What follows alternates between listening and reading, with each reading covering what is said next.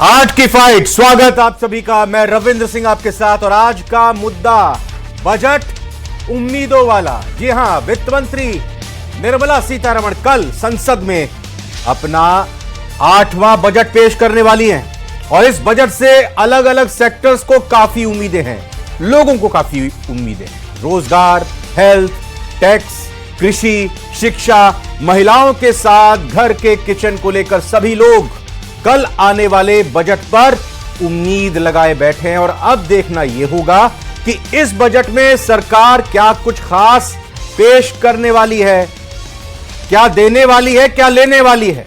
उम्मीद लगाई जा रही है कि इस बजट में टैक्स स्लैब में बदलाव किया जा सकता है, वहीं हेल्थ और रोजगार में भी कई बड़े ऐलान किए जा सकते हैं। आज चर्चा इसी पर करेंगे। उम्मीदों वाला बजट 2025।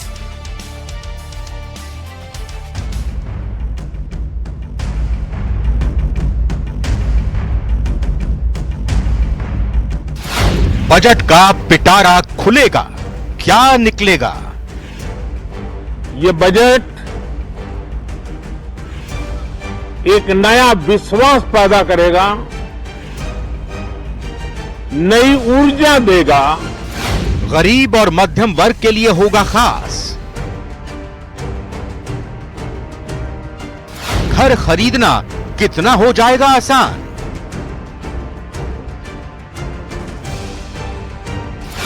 रोजगार, हेल्थ और टैक्स पर होगा ऐलान। तो हम महिलाओं की वैसे भी उम्मीदें बहुत ज्यादा है इस बजट से। पेट्रोल डीजल की कीमतों में होगा बदलाव। बजट उम्मीदों वाला। बजट करेगा उम्मीद पूरी या होगी ना उम्मीदी, चर्चा करते हैं, बात करते हैं। हमारे साथ जो आज बड़ा पैनल जुड़ा है, इनका इंट्रोडक्शन कराते हैं। सुरेश गर्ग जी बीजेपी से, बहुत बहुत स्वागत सुरेश जी। डॉक्टर प्रदीप चतुर्वेदी कांग्रेस से, बहुत बहुत स्वागत है आपका भी। आकाश जिंदल जी अर्थशास्त्री है, बहुत बहुत स्वागत सर।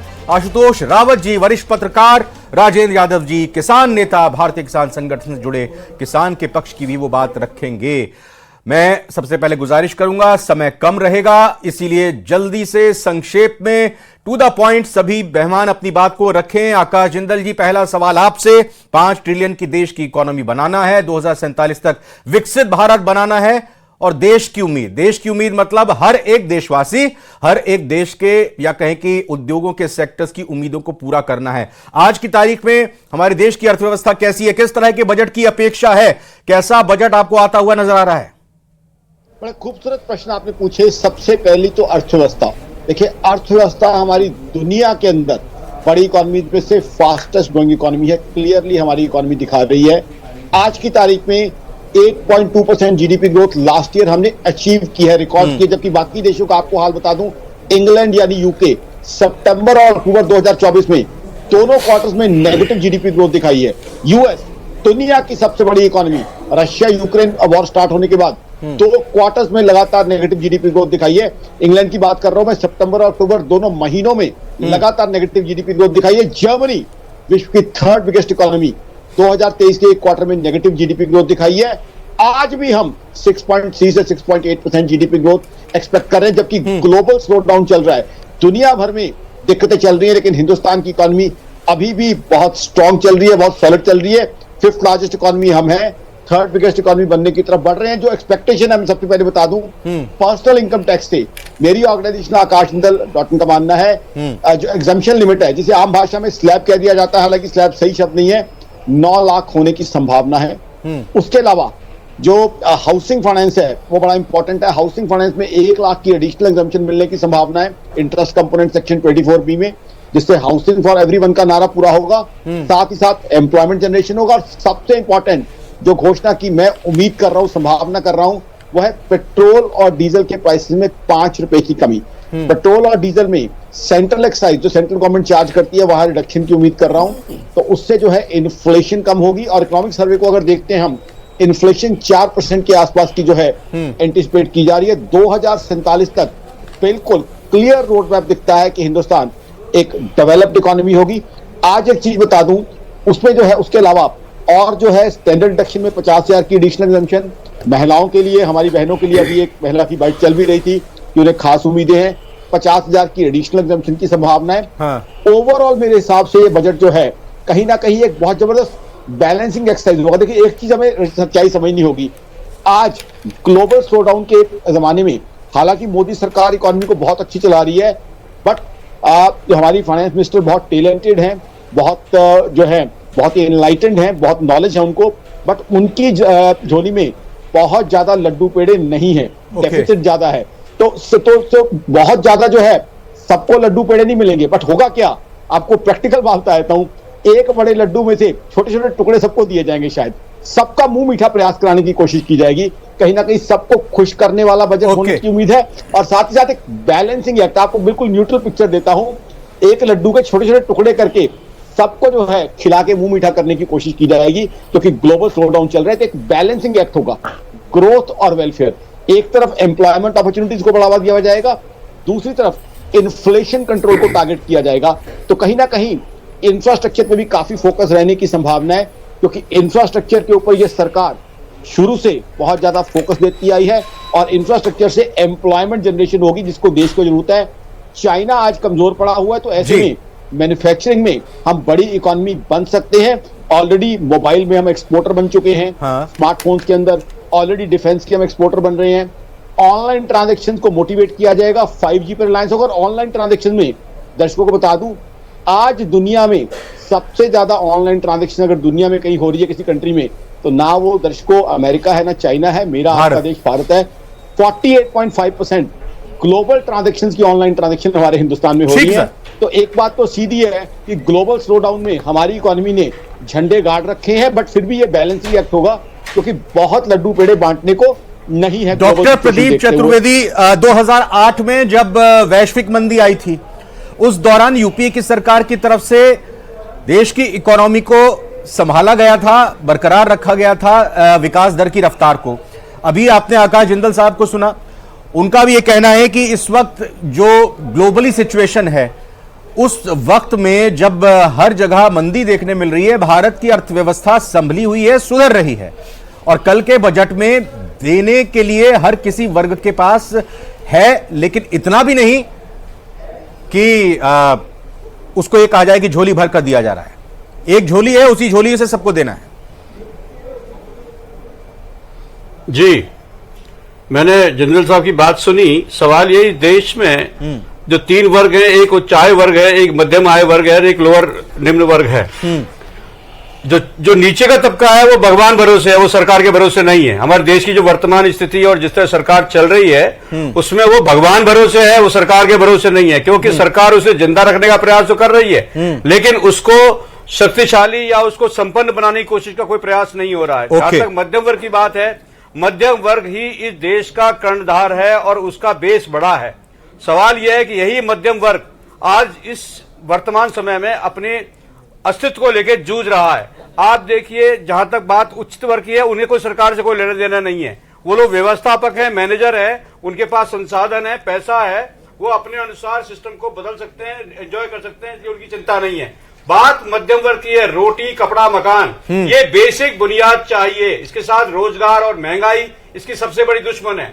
महंगाई की जहां तक बात है, आज देश में ये मध्यम वर्ग जो आज संघर्ष कर रहा है, जिसकी स्थितियां इस वर्तमान सरकार में जब 2014 से सत्ता में आई है, उसके बाद आप देख सकते हैं कि इन 10 सालों में अगर आप इसको अध्ययन करें तो आज महंगाई की दर देखिए आप। मेगा धेनुका भी सीए हमारे साथ जुड़ चुके हैं। मेगा जी, आपका भी स्वागत है। आज 2014 में थे, उसको लेकर के सरकार ने जिस गंभीरता से परिचय देने की कोशिश करनी चाहिए थी, वो नहीं की है। जहां तक जीएसटी की बात है, जीएसटी को लगाकर आपने सरकार के आय के संसाधनों को बढ़ाया है। मैं आपसे कहना चाहता हूं कि मध्यम आय वर्ग में जो 5 प्रायोरिटीज हैं, जिनको लेकर सरकार रोटी कपड़ा मकान की व्यवस्था मध्यम वर्ग के लिए अगर कर सकती है, तो मैं समझता हूं इस बजट की सबसे बड़ी। सुरेश गर्ग जी, बताइएगा मध्यम आय वर्ग के लिए क्या कुछ होना चाहिए, क्या कुछ हो सकता है, क्योंकि वही मध्यम आय वर्ग है जो कि इनकम टैक्स पे करता है।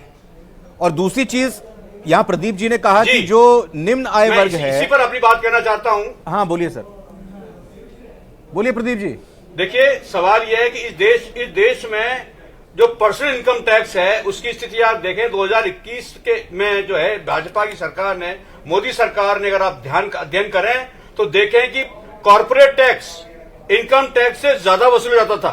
कॉर्पोरेट टैक्स, ठीक है, गॉट योर पॉइंट सर। मतलब अब आपका कहना है कि कॉर्पोरेट टैक्स यानी मेरी बात उद्योग समझिए, दो तरह के एक डायरेक्ट टैक्स जो सरकार लेती है वो दो तरीके से लेती है, एक इनकम टैक्स से लेती है, एक कॉर्पोरेट टैक्स से लेती है। ठीक बात है सर। अब सवाल ये है कि 2019 तक कॉर्पोरेट टैक्स हायर था, इनकम टैक्स लोअर था, और वो कलेक्शन का सोर्स उनके लिए सेकेंडरी था इनकम टैक्स, प्रायोरिटी था कॉर्पोरेट सेक्टर। लेकिन 2021 में कोरोना के इन्फ्लुएंस के बाद जब सरकार ने अपने नियम बदले तो उसमें कॉर्पोरेट टैक्स को कम कर दिया गया।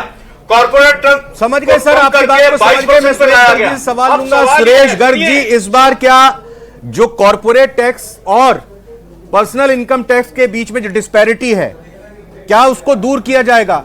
उम्मीद मध्यम वर्ग यही लगा रहा है। और अगर निम्न आय वर्ग की बात अगर करें तो वो तो भगवान भरोसे बता रहे हैं डॉक्टर प्रदीप, बस उनको जिंदा रहने के लिए। मेरे ख्याल से उनका मतलब यह है कि 80 करोड़ लोगों को बस मुफ्त का भोजन जो दिया जा रहा है, जिंदा रहने के लिए सरकार ने बस उनको छोड़ा हुआ है। यही सबसे बड़ा दुर्भाग्य है। प्रदीप जी ओके। रविंदर जी देखिए, हाँ रविंदर जी देखिए, 2024-25 का जो बजट आया था वो लगभग 48 लाख करोड़ रुपए का बजट था। उस 48 लाख करोड़ रुपए के बजट के अंदर 11 लाख करोड़ से ज्यादा का इंफ्रास्ट्रक्चर के लिए बजट था। इंफ्रास्ट्रक्चर के अंदर अगर मान लो बजट आता है तो वो उसके अंदर रोजगार के अवसर बढ़ते हैं, इंडस्ट्रियल ग्रोथ होती है। आपने देखा होगा कि रेलवे के अंदर जिस तरीके से इलेक्ट्रिफिकेशन और रेलवे के अंदर जो इनोवेशन हुए हैं, जिस तरह से वंदे भारत ट्रेनें चल रही है, द्रुत गति की ट्रेनें चल रही है, जिस तरीके से रोड का इंफ्रास्ट्रक्चर देखा होगा तो वो आपको सर्वविदित है कि किस तरह का है। और जहां तक नहीं, हमने तो ये भी देखा है, आप बताएं 2014 से पहले रेलवे में कितनी भर्तियां नौकरी निकलती थी, अब कितनी निकलती हैं बताइए। अब आगे मध्यम वर्ग का कुछ होगा क्या? मैं आपको बता देता हूं। हाँ बिल्कुल 2004 से 2014 तक 6.5 लाख टोटल केंद्र सरकार ने भर्ती की थी जब यूपीए की गवर्नमेंट थी। हमारी सरकार आई 2014 में और 2024 तक हमने 9 लाख से ज्यादा सरकारी भर्तियां की है। तो आप कंपैरिजन कर लीजिए कि उनके 10 साल के और हमारे 10 साल के। रेलवे की बता रहे हैं, ओवरऑल बता रहे हैं। मैं पूरी ओवरऑल बता रहा हूं। मैं ओवरऑल बता रहा हूं कि आज 6.5 लाख की उनकी नियुक्तियां और हमारी 9 लाख की नियुक्तियां। प्रदीप जी कुछ कहेंगे इस पर? एक मिनट कमेंट दे दो प्रदीप जी इस पर। 2014 से पहले 8.5 उनका आंकड़ा ये कह रहा है कि 6.5 लाख 4 से 14 तक मिला रोजगार। सुनिए, पिछले 5 साल में जिस देश में 65% युवाओं की बात कही थी कि हमारे पास युवा शक्ति है, प्रधानमंत्री ने कहा था कि मेरे पास युवा शक्ति की पूंजी है, 65% मेरा युवा देश है। उनमें से करीब 66% लोग खेती की तरफ वापस चले गए क्योंकि उन्हें रोजगार नहीं मिला, उनके पास जीवन चलाने के संसाधन। ठीक है, आप सुनिए एक मिनट प्रदीप जी, अब आपने रखी बात, अब यहाँ सुरेश जी को बोलेंगे। बेरोजगारी की वजह से यही तो बेरोजगारी दर 3.2% है। देखिए खेती में बेरोजगारी दर पूरे हिंदुस्तान में 3.2% है। बढ़ोतरी नहीं है। इस तरीके से कांग्रेस के प्रवक्ता यहाँ आके झूठ बोलते हैं, रोजगार के लिए हमेशा झूठ बोलने के अलावा कोई काम नहीं। 3.2% बेरोजगारी दर है और आप बोल रहे हो कि साहब बेरोजगारी। अरे भैया, हमने युवाओं को रोजगार दिया है, महिलाओं को न्याय दिया है, महिला शक्ति के लिए हमने, आप देख लीजिए लखपति दीदी के लिए हमने 1.5 करोड़ से ज्यादा लखपति दीदी बना दी है। आप अब बजट के अंदर आप बताइए 11 लाख करोड़ रुपए डिफेंस को मजबूत किया हमने। डिफेंस को आप ये देखिए कि डिफेंस को ये मजबूती की। मैं सुरेश जी फिर से आपसे सवाल मध्यम वर्ग के बारे में पूछना चाह रहा हूं। सरकार आने के बाद मैं मध्यम वर्ग के बारे में पूछना चाह रहा हूं, मध्यम वर्ग को मजबूत कैसे और करेंगे? मध्यम वर्ग की रविंद्र भाई, मध्यम, आप हाँ सुनिए रविंद्र भाई, सुनिए मेरी बात तो सुनिए रविंद्र भाई। मध्यम वर्ग की मैं आपको बताता हूं, 2014 से पहले 4.5 करोड़ रिटर्न भरी जाती थी, आज 9 करोड़ से ज्यादा आईटीआर भराव आ रही है। जब उनका लिविंग स्टैंडर्ड बढ़ा है तभी तो मध्यम वर्ग का आपकी आईटीआर भराव आ रही है ना। 4.5 करोड़ से सीधी 9 ठीक है, बिल्कुल बाकी मेहमानों के पास चलूंगा, लेकिन जिंदल साहब को 60 साल को देख लीजिए, कुछ और अर्जेंट काम के लिए जाना होगा। मैं एक बार सवाल और लेता हूं, लेकिन सर अगर ऐसी स्थिति है, अच्छा जिंदल साहब अभी मेरे साथ नहीं है, कोई नहीं, मैं मेघा धनुका जी के पास आता हूं। मेघा धनुका जी, आज की तारीख में हर किसी की नजर इसी बात को लेकर बजट पर टिकी हुई है, जो मध्यम वर्ग है, जो इनकम टैक्स पे करता है, कि स्लैब में क्या बढ़ोतरी होती है। आम व्यक्ति जो मध्यम वर्गीय है उसको हाउस लोन में, मेडिक्लेम में, बाकी चीजों में क्या कुछ सुविधाएं दी जाती हैं? क्या अपेक्षा इस वक्त कर रहा है नमस्कार सर। जी सर देखिए, मध्यम वर्ग के अंदर आज जब भी बजट की बात होती है, जब भी बजट आने वाला होता है, सबसे पहले सब एक ही चीज जानना चाहते हैं कि स्लैब में क्या है। जैसे लास्ट टाइम न्यू रेजिम में जो परिवर्तन लाए गए, एक मुश्त बताया गया कि आप 7 लाख तक का अगर आपका रिटर्न आ रहा है तो आपको कोई टैक्स नहीं देना। देखिए, जहां पे वो लोग ईज ऑफ बिजनेस की बात कर रहे हैं, वहां ईज ऑफ रिटर्न्स पे भी काम करा जा रहा है, जहां तक मेरा मानना है। ईज ऑफ रिटर्न्स के अंदर केवल यही नहीं है कि हम 10 तरीके के जब हम डिडक्शन क्लेम कर ले और हमारी टोटल इनकम को उसके अकॉर्डिंगली ही हम मैनेज कर ले। तो सरकार ने एक ओल्ड रेजिम, क्योंकि अभी ये चल रहा है कि सारा टैक्स रिफॉर्म किया जाए। आज हम 1961 से एक ही टैक्स के ढर्रे पे चले आ रहे हैं। धीरे धीरे उसमें चेंजेस करके उसको डीटीसी में कन्वर्ट करने की बातें की जा रही है। यहाँ पे वन नेशन वन टैक्स की बात हो रही है, तो रिफॉर्म की देखिए बात होनी ही चाहिए, क्योंकि मध्यम वर्ग, आज भारत एक कृषि प्रधान देश बोला जाता है, मगर मेरा ये कहना है कि भारत अब एक उद्योग प्रधान देश भी है। बिल्कुल, 15% जीडीपी का जो कंट्रीब्यूशन अब कृषि का 15% ही रह गया। बिल्कुल, इसका अगर अपन और ज्यादा जाएं, आज देखिए भारत सरकार उन सभी के लिए कुछ ना कुछ रिफॉर्म कर रही है। तो सबसे पहले अपन बात करते हैं मध्यम वर्ग की, क्योंकि सबका फोकस बजट को लेकर उसके एक्सप्लेनेशंस पे नहीं रहता, उसका ये रहता है कि केवल क्या हम कुछ रिफॉर्म्स कर पा रहे हैं या हमारे टैक्स स्लैब में कितना ही टैक्स आ रहा है। तो प्लीज एक बार टैक्स स्लैब से बाहर निकल के हम अपनी आवश्यकताएं देखें। टैक्स स्लैब अभी 7 लाख तक है, ठीक है, बट उसके अंदर आगे जाते हैं हम, क्या डिडक्शंस हमें और क्लेम करने का मौका दिया जा रहा है। जैसे आप ये देखेंगे कि last time capital gain tax के ऊपर बहुत बड़ा डिसीजन लिया गया था, बट कैपिटल गेन टैक्स के अंदर भी अब 2 ऑप्शंस आपको दिए गए हैं कि लॉन्ग टर्म कैपिटल गेन होता है तब आप 12% या जो ओल्ड रिजीम वाला है टैक्सेशन, आप उसके अकॉर्डिंगली जा सकते हैं। तो ऐसा नहीं है कि केवल स्लैब के ऊपर देखा जा रहा है। देखिए, टैक्स के अंदर मैं सही बात है, मैं समझ गया कि सिंप्लीफाई किया जा रहा है, टैक्स रिफॉर्म की ओर बढ़ रहे हैं। एक सवाल और जो डॉक्टर प्रदीप कांग्रेस से हैं, उन्होंने उठाया कि कॉर्पोरेट टैक्स इनकम टैक्स से कम चार्ज किया जा रहा है। 2021 में इसको किया गया था। अगर मैं अपनी तरह से बोलूं बात को, तो इसका पर्पस ये था कि कॉर्पोरेट हाउस ज्यादा एम्प्लॉयमेंट जनरेट करें, प्रोडक्शन और मैन्युफैक्चरिंग सेक्टर में बेहतर तरीके से काम करें, ताकि इंफ्रास्ट्रक्चर भी तैयार हो और जीडीपी में भी उसका योगदान हो। क्या आपको लगता है कि कॉर्पोरेट टैक्स को फिर से उसी 2019 के दायरे में लाते हुए बढ़ाना चाहिए इनकम टैक्स से ज्यादा? देखिए सर, कॉर्पोरेट टैक्स की जहां पे बातें आती है, आज मैंने जैसे कहा कि हम कृषि प्रधान देश के साथ साथ एक उद्योग प्रधान देश भी है, तो हमारे यहाँ पे स्टार्टअप्स का उतना ही महत्व है। अगर हम ये कहें कि अब कॉर्पोरेट टैक्स को फिर से बढ़ा दिया जाए, तो सर केवल कॉर्पोरेट टैक्स को बढ़ाने से ही हमारी इनकम जनरेशन नहीं है। हम अगर उद्योगों को सपोर्ट नहीं करेंगे, जैसे समझ लीजिए कोई भी उद्योग लगता है तो वन नेशन वन टैक्स जहां पर है, तो वन नेशन वन रजिस्ट्रेशन वहां पे लेकर आना चाहिए। अब सारे स्टेट्स के जहां पे हम यूनिफॉर्मिटी की बात कर रहे हैं, तो उनके लैंड टैक्स पे वर्क करना चाहिए, उनके मंडी टैक्स के ऊपर वर्क किया जाना चाहिए सेंट्रल लेवल पे। जैसे जो भी सेंट्रल गवर्नमेंट कहती है कि हम कॉर्पोरेट टैक्स को और रिफॉर्म कर दे, बट सर जितने भी ये बने हुए हैं, जैसे कंपनीज है, कंपनीज के ऊपर इक्विवेलेंट मैट की लायबिलिटी आती है, कॉर्पोरेट टैक्स कहीं पे भी कम नहीं है सर। उसका अगर एलएलपी की बात करें, तो एलएलपी में जहां पे हम कह रहे थे कि नहीं इतना बेनिफिट देंगे, तो साइमल्टेनियसली उद्योगों को बढ़ावा देने के लिए उन्होंने स्टार्टअप स्कीम दे दिया कि आप 7 ईयर्स का बेनिफिट ले लें। बट सर जो एग्जिस्टिंग अभी यूजर्स हैं, एग्जिस्टिंग जो हमारी इंडस्ट्रीज है, उनको भी उतना ही अब सपोर्ट की रिक्वायरमेंट है। हम बिल्कुल, ये सपोर्ट की रिक्वायरमेंट तो राजेंद्र यादव जी किसानों को भी है। किसानों की क्या अपेक्षाएं हैं जिनको एड्रेस करना चाहिए इस बार के बजट में? देखिए, मैं आपके माध्यम से एक चीज़ कहना चाहता हूं कि बात कोविड के समय की आई थी चर्चा के दौरान। जब कोविड के समय में सारी चीज़ें बंद हो गई थी, तो उस समय कृषि जगत ने जो है 4.64% का इकोनॉमी ग्रोथ की थी।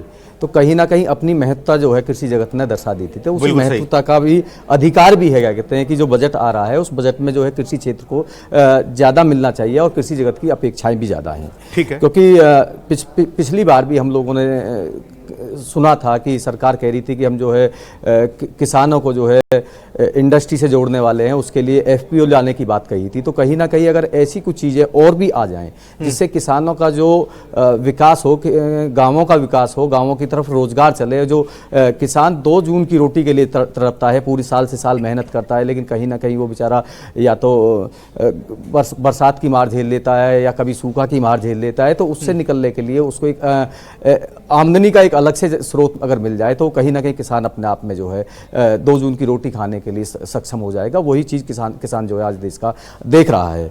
और पिछले बजट के मुकाबले हमने पिछले बजट में जो देखा था वो 1.52 लाख करोड़ रुपए का बजट कृषि बजट था। वो कहीं ना कहीं जो देश का इतना बड़ा भूभाग है, इतनी बड़ी ज़्यादा संख्या किसानों की देश के अंदर है, तो उनके लिए बिल्कुल मैं कहूँगा कि ऊँट के मुंह में जीरे के समान था।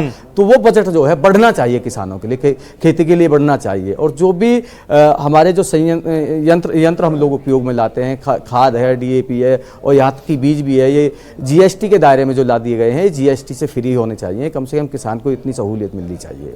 इस तरीके की अगर सहूलियत किसानों को देने की बात करें, क्योंकि किसान इस बार इन्हीं चीज़ों को देख रहा है कि पिछले बजट में भी हमें कुछ खास नहीं मिल पाया। हो सकता है कि ये आने वाला बजट जो है किसानों को एक अलग पहचान देने का काम करे। इस उम्मीद के साथ हम लोग जो है बिल्कुल देश की सरकार की तरफ देख रहे हैं। आशुतोष जी, राजनीतिक तौर पर यह बजट मौजूदा सरकार के लिए कितना इंपॉर्टेंट है?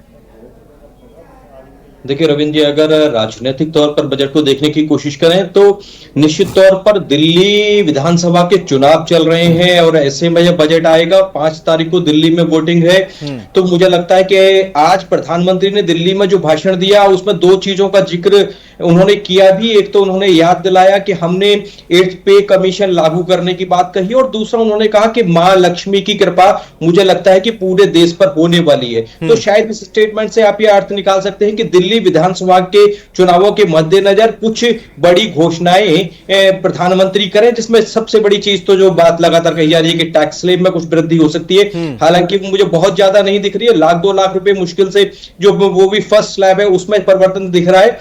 हालांकि एक नया स्लैब बनाया जा सकता है बीच में जो 20 से 30% वाले जो कैटेगरी है। लेकिन इसके साथ में राजनीतिक तौर पर यह देखना पड़ेगा कि बजट में जब तक आप जीडीपी की ग्रोथ तो देखेंगे, लेकिन जब तक वित्तीय घाटा कम नहीं होगा तब तक जो भारतीय जनता पार्टी का जो 2047 तक एक भारत को विकसित राष्ट्र की श्रेणी में खड़े करने वाला जो एक टारगेट है, मुझे लगता है उसके लिए उनको वित्तीय घाटे को कम करना पड़ेगा। लेकिन वित्तीय घाटे को कम करने के लिए सबसे बड़ी मुझे जो चुनौती नजर आती है कि जब तक हमारा एक्सपोर्ट बहुत ज्यादा नहीं बढ़ेगा तब तक शायद उस वित्तीय घाटे को हम पूर्ति नहीं कर पाएंगे। इसलिए मुझे लगता है कि शायद जिस तरह मोबाइल में हम बड़े प्लेयर बने हैं एक्सपोर्ट करने में, मुझे लगता है तो उसी तरह कि एक्साइज ड्यूटी में, कस्टम ड्यूटी में कुछ चीजों पर रियायत देकर के सरकार उसकी पूर्ति कर सकती है। लेकिन जैसा कि लग रहा है कि दिल्ली चुनाव भी शायद भारतीय जनता पार्टी और नरेंद्र मोदी के कई बजट आते हैं, जनता ये कहती है कि एक जेब में तो डाल दिया और दूसरी जेब से निकाल लिया। रविंद्र भाई ऐसा कुछ नहीं है। मैंने आपको बताया ना कि देखिए बजट कहां से आज 15 लाख करोड़ रुपए से बढ़ के 48 लाख करोड़ का बजट हो गया और अभी जो 25-26 का बजट आएगा वो निश्चित रूप से 53 लाख। मतलब मैं ये जानना चाह रहा हूं, देखिए क्या हर सेक्टर क्या मैन्युफैक्चरिंग सेक्टर, इंफ्रास्ट्रक्चर सेक्टर या कृषि सेक्टर, किसी पर फोकस दिखाई देगा विशेष तौर पर इस बजट में? निश्चित रूप से देखिए पिछले बजट रविंद्र भाई, पिछले बजट के अंदर एक इंटर्नशिप योजना लाए थे। इंटर्नशिप योजना लाए थे, उसके अंदर 2000 रुपए प्रतिमाह देने की और फर्स्ट ईयर की जो तनख्वाह है वो सेंट्रल गवर्नमेंट देगी। इस तरीके से एमएसएमई को और इंडस्ट्रीज को बढ़ावा देने के लिए एक योजना लाए थे। इस तरीके से आगे भी आने वाले टाइम में पीएलआई स्कीम के अंदर जो आज अगर 85,000 करोड़ का बजट दिया है तो उसको भी बढ़ा के देने की बात है। मनरेगा के अंदर बजट बढ़ाना, युवाओं को और रोजगार के अवसर ज्यादा से ज्यादा प्रदान करना, तो ये सब बजट के अंदर आएंगे। आज 7,75,000 रुपए तक की इनकम टैक्स में छूट है। आज 2014 से पहले 2 लाख तक की छूट थी, तो आज ये देखिए कि 7,75,000 से भी बढ़ाने वाली बात है। तो हर सेक्टर को बताइए सुरेश गर्ग जी की इस बात को कहना चाहेंगे आप लास्ट में? देखिए प्रधानमंत्री जी की क्रेडिबिलिटी तो कल साबित होगी, उनकी बातों का भरोसा हम नहीं करते हैं। कल जब उनका बजट आएगा उसमें पता लगेगा कि वो कहते क्या है करते क्या है। सवाल इस बात का है कि जो बात हो रही है उसमें अगर आप वेज ग्रोथ की बात करें, आज मजदूरी जो देश में मजदूरों को मिलती है उसकी क्या स्थिति है? आज 5.4 की इकोनॉमी हमारी जीडीपी है। आप देखिए कि जो प्राइम सेक्टर 6 हैं देश में जिन पर जीडीपी निर्धारित है, उन 6 सेक्टर्स में से मैं बताना चाहता हूं आपको कि इन सेक्टर्स में से आईटी सेक्टर में ग्रोथ 4.8 की रही है, बैंकिंग एंड इंश्योरेंस पर 2.8% रही है। भैया आपके टाइम पे तो बैंकिंग सेक्टर के अंदर में लॉस रही है, 85,000 करोड़ रुपए का नुकसान था, 1.5 लाख करोड़ रुपए का प्रॉफिट है, 5% रही है। ठीक है, आप दोनों की इसी आप देख लीजिए नोकझोंक के साथ मैं डिबेट को खत्म करूंगा। मेरे पास आज वक्त इतना ही है और कल भी आप सभी मेहमानों से गुजारिश रहेगी, हमारे अभी से ही हम आपको न्योता दे देते हैं, कल जब बजट आएगा, बजट से पहले और बजट आने के बाद आपके साथ चर्चा करेंगे, विश्लेषण करेंगे। फिलहाल बहुत बहुत शुक्रिया। उम्मीदें सभी को हैं इस बजट से, कितनी उम्मीदें पूरी होती हैं, कितनी अधूरी रहती हैं, देखते हैं कल निर्मला सीतारमण के वित्त मंत्री के पिटारे से क्या निकलता है। फिलहाल आज की फाइट में